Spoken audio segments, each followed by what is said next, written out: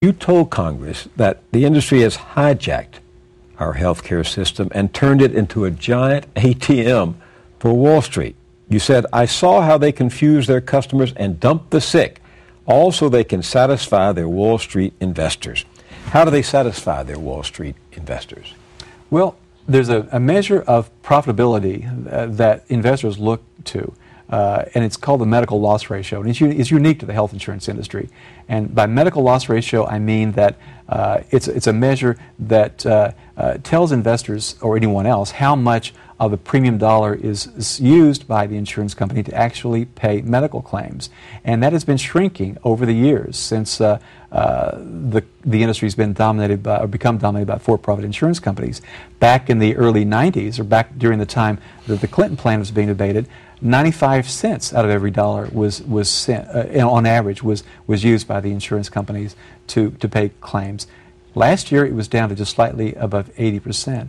So investors want that to keep shrinking, and if they see that an insurance company has not done what they think meets their expectations with a medical loss ratio, they'll punish them. Investors will start leaving in droves. I've seen a company's stock price fall 20% in a single day when it did not meet Wall Street's expectations with its medical loss ratio. For example, if one company's medical loss ratio was 77.9%, for example, in one quarter, and the next quarter it was 78.2%.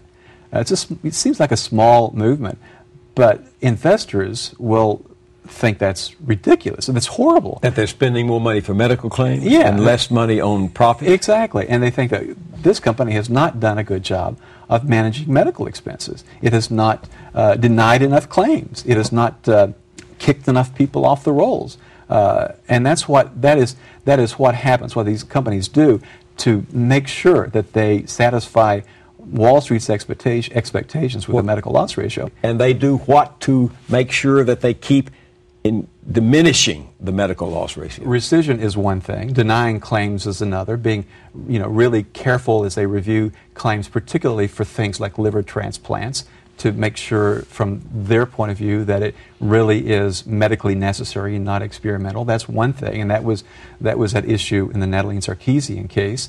But another way is to purge employer accounts that if a small business has an employee, for example, who suddenly has to have a lot of treatment or is in an accident, and medical bills are piling up, and this employee is filing claims with the insurance company, that'll be noticed by the insurance company. And when that business is up for renewal, and it typically is up once a year up for renewal, the underwriters will look at that and they'll say, we need to jack up the rates here, because the experience was, when I say experience, the claim experience, the number of claims filed was more than we anticipated. So we need to jack up the price, jack up the premiums.